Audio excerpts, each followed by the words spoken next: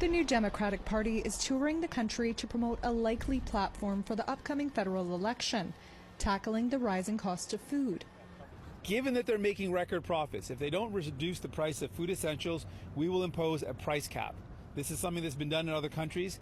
It has effectively brought down the price of groceries for essentials. Yes or no? Do you support a consumer carbon levy? Yes or no? Our position has not changed at all. Jagmeet Singh, along with NWT NDP candidate Kelvin Cochillia, are in Yellowknife, performing what they call a price check at a local grocery store. But our position has not changed. What is your position? Our position, I mean, you've seen our votes. Our position has not changed. Right now, what is your position? We absolutely support a price on pollution. We've always supported it. For consumers. We've always supported it. 3 items. We bought their President's Choice regular olive oil, $20 for this olive oil.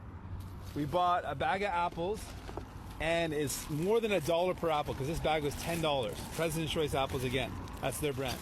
I'm just looking to clarify, sir. Do you support a consumer carbon price? I've said it again and again, and you've seen our votes on this. We absolutely support a price on pollution. We have not changed our position on that. We have not changed our position on that. But you. And then we bought President's Choice peaches. Over the last year, territorial food bank programs have reported an increase in demand. Cochillia, who's Quincho Dene, also is commenting on the cost of living.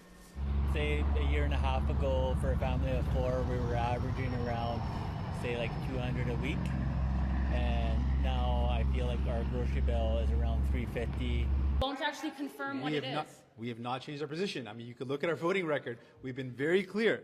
We support a price on pollution. And it all depends if I decide to take out meat, going for other brands that we typically were going before.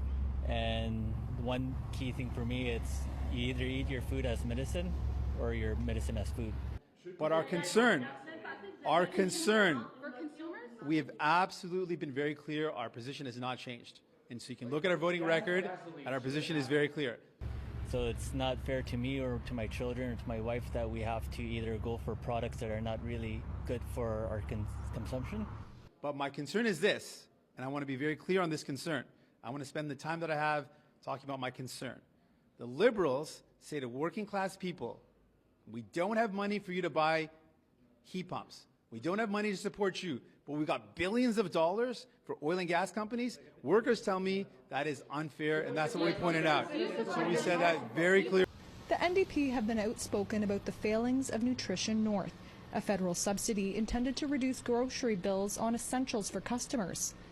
The Northwest Company, which operates Northmart and Northern stores, the biggest players in the game for NWT and Nunavut, is routinely accused of not passing on full subsidy to Northerners while collecting sky-high profits. Really, and we've said again and again, we need to make sure we fight the climate crisis with everything we have. But the Liberals are eroding that trust by not supporting working class people. A sustainable solution for the North is to support local hunters that want to engage in their traditional way of getting food that's local and sustainable, but often don't have the means to do so.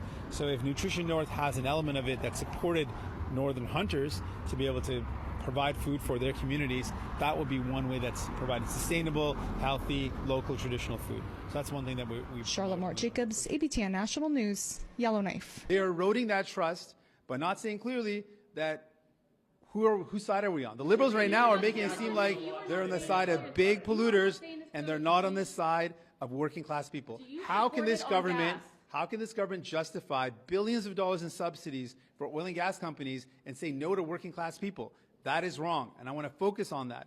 Our position on fighting the climate crisis has not changed. We believe absolutely on a price on pollution, but we also believe the plan has to be fair.